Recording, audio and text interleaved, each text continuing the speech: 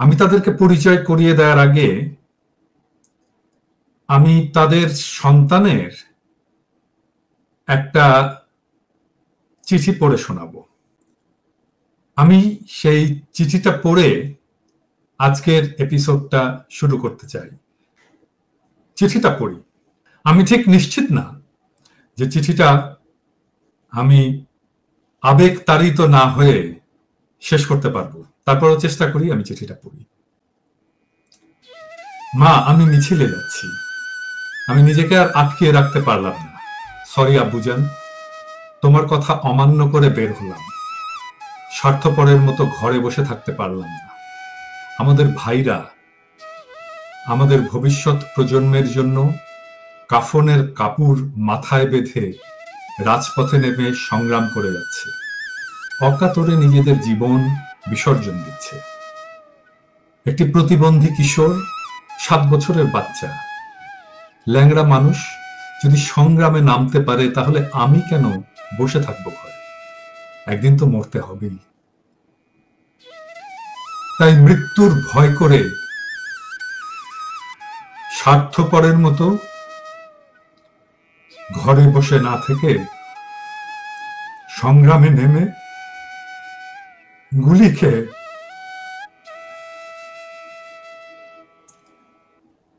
বীরের মতো মৃত্যু অধিক শ্রেষ্ঠ।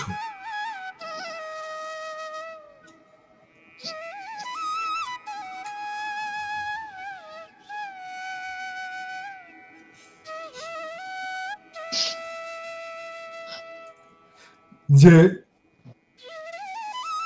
অন্যের জন্য নিজের জীবনকে বিলিয়ে দেয়, সেই প্রকৃত মানুষ। আমি যদি বেঁচে না ফিরি, তবে কষ্ট না পেয়ে গর্বিত হয়েও জীবনের প্রতিটি ভুলের জন্য ক্ষমা চাই। আনাস, আমাকে ক্ষমা করবেন।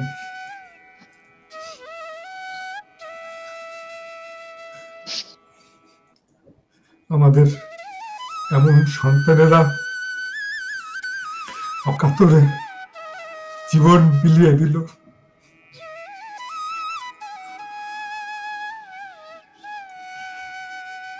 সবচেয়ে কষ্টের কথা কি জানেন? আনাস শুধু এই চিঠিটাই লেখেনি। আন্দোলনের সময় সে আরো 7 পৃষ্ঠার চিঠি লেখে। এই 7টা পৃষ্ঠার চিঠি আমাদের এই বিপ্লবের ইতিহাস। আমি এখন আপনাদেরকে পড়ে শোনাবো আনাসের সেই 7 পৃষ্ঠার চিঠি।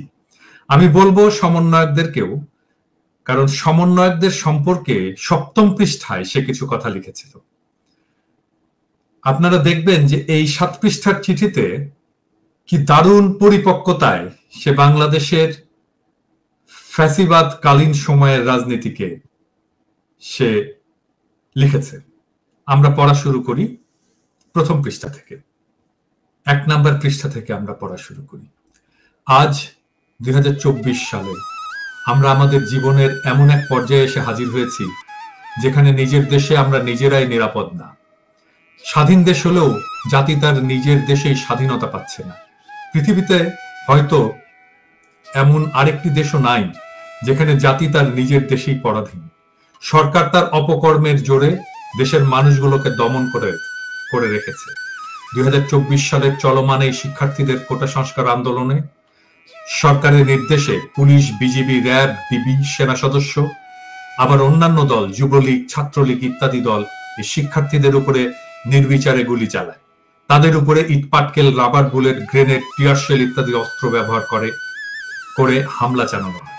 হেলিকপ্টার থেকে তাদের উপরে গুলি করা হয়, টিয়ার শেল ছোড়া হয়।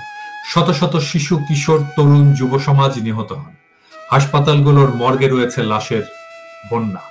এছাড়াও আহত হয়েছে হাজার হাজার মানুষ। ঢাকার মেডিকেল কলেজ হাসপাতাল রোগীর চিকিৎসা দিতে ডাক্তারেরা হিমশিম খাচ্ছেন। অনেকেই চিরকালের জন্য পঙ্গু হয়ে গিয়েছে। শহীদদের মধ্যে আবু সাইদ, মুগ্ধ, এদের মৃত্যুগুলো মর্মান্তিক অনেক বেশি। আবু সাইদকে পুলিশ অকারণে গুলি করে মারে। শহীদ মুগ্ধ বেঁচে থাকা অবস্থায় আন্দোলনকারী শিক্ষার্থীদের জন্য পানি, খাবার বিতরণ করছিল, তখনই পুলিশ তাকে মাথায় গুলি করে হত্যা করে। এছাড়াও জানালা থেকে দেখার জন্য একটি শিশু বাইরে তাকালে পুলিশ ওই শিশুটিকে গুলি করে। গুলি তার চোখ দিয়ে ঢুকে মাথা ছেদ করে বেরিয়ে যায়। এমন অসংখ্য মানুষকে পুলিশ নিজেদের অপশক্তি ব্যবহার করে হত্যা করে। তবে সবচেয়ে বেশি কষ্টের হচ্ছে এই দায় সরকার নেবে না।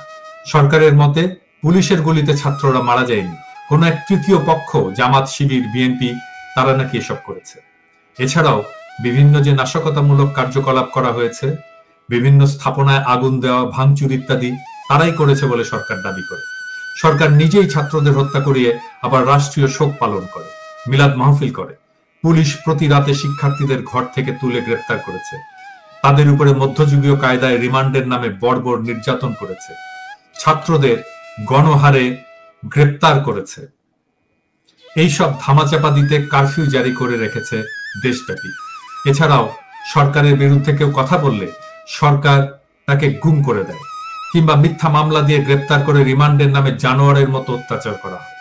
ডাকসুর সাবেক ভিপি নুরুল হক নূরকে মিথ্যা মামলায় গ্রেপ্তার করে তাকে রিমান্ডে অসহনীয় অত্যাচার করা হয়।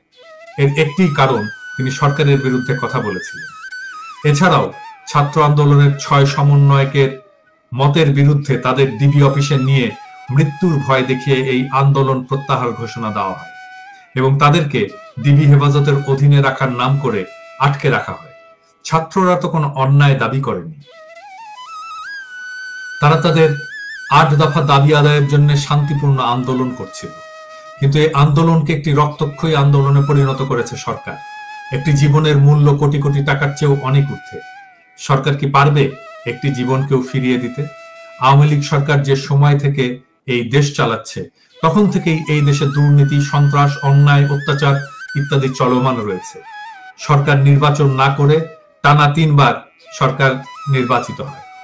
আসলে যে নির্বাচন করা হয়েছে সবই একটি সাজানো নাটক। কেননা নির্বাচনে কাউকে ভোট দিতেই দেওয়া হয়নি, ভোট দিতে দেওয়া হয়নি জনগণকে। ভোট দিতে গেলে জানানো হয় আপনার ভোট হয়ে গেছে। এইভাবে বারে বারে দুর্নীতি করে সরকার ক্ষমতায় টিকে থাকছে, দেশটাকে শেষ করে দিচ্ছে। এই সরকারের পদত্যাগ ছাড়া দেশে শান্তি আসবে না। আজ আমরা কি পরাধীনতার অন্ধকারে ভুগছি? নিজের মতামত প্রকাশের কোনো সুযোগ নেই, নিজের অধিকারটা পর্যন্ত আমরা আদায় করতে পারি না। আজকের এই দিন দেখার জন্য লাখো শহীদেরা তাদের রক্তের বিনিময়ে এই দেশটাকে স্বাধীন করেছিল। এই প্রশ্নের জবাব আমি কার কাছে পাবো তা আমার জানা নেই। সময় হয়েছে এখন এই পরাধীনতার অন্ধকার থেকে বেরিয়ে আসার, নিজের অধিকার আদায়ের সংগ্রাম করার। আমার তোমার একার দ্বারা কিছুই হবে না, আমাদের সবাইকে একত্রিত হতে হবে। 18 কোটি জনগণ প্রত্যেকের একত্রিত হয়ে সরকারের বিরুদ্ধে সংগ্রাম করব। আমাদের পূর্ব প্রজন্ম তাদের রক্তের বিনিময়ে দেশটাকে স্বাধীন করেছে। এবার আমাদের কর্তব্য, আমরা আবার দেশটাকে স্বাধীন করব। আমরা মনে রাখবো এই দেশটা আমার, আমাদের দেশটা আমাদের গর্ব, দেশটা আমাদের অধিকার, প্রত্যেকের অধিকার। মনে রাখতে হবে, বাঁচলে মাথা উঁচু করে বাঁচব। তবুও অন্যায়ের সাথে আপোষ করব না, হোক তাতে মৃত্যু। স্লোগান একটিই হবে, আমার দেশ, আমার অধিকার, সইব না আর অন্যায় অবিচার। শেষ পৃষ্ঠায় কিছু কেমিস্ট্রির ফর্মুলা, তার নিচে লেখা সমন্বয় কি। সমন্বয় কি?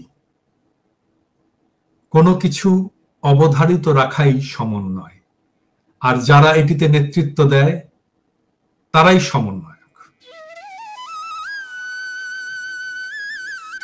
বৈষম্য বিরোধী ছাত্র আন্দোলনের সমন্বয়কেরা আপনাদের একজন শহীদের পিতার সাথে কথা বলার সময় হয় না, বারবার করে আপনাদের কাছে দেখা করতে যাচ্ছে বেচারা। আপনারা দেখা করেন না, কথা বলেন না। আপনারা রাষ্ট্র সংস্কার করবেন, কিসের রাষ্ট্র সংস্কার করবেন? এই ফ্যাসিবাদকে যারা হটালো বীরের মতো, আপনারা তো রক্ত দেননি, আপনার বাবা মা তো সন্তান হারায়নি। রক্ত দিয়েছে আনাসেরা, আনাসের মতো ছেলেরা। কি পরিষ্কার স্বচ্ছ রাজনৈতিক চিন্তা। আর তার বাবা মা আপনাদের সাথে দেখা পায় না। লজ্জা লাগে না আপনাদের? লজ্জা লাগে না নিজেদেরকে এই আন্দোলনের নেতা বলে দাবি করতে? সরকারে যারা আছেন, যারা উপদেষ্টা হয়েছেন এই শহীদদের রক্ত মারিয়ে, আপনাদের লজ্জা লাগে না? এইরকম একটা ছেলে যে চিঠি লেখে, যে জানে সে শহীদ হতে যাচ্ছে, সে শহীদ হয়, তার খোঁজ আপনারা জানেন না। ছি ছি, কি লজ্জা। আনাস আমাদের কাছে বীর হয়ে থাকবে সব সময়। আনাসকে আমরা মনে রাখবো, সারা দুনিয়া জানবে, এবং সারা দুনিয়া এটাও জানবে যে কি নিদারুণ অবহেলা আপনারা করেছিলেন। যাদের রক্তের উপর দিয়ে ক্ষমতার মসনদে আপনারা বসেছিলেন, তাদেরকেই ভুলে গেছিলেন।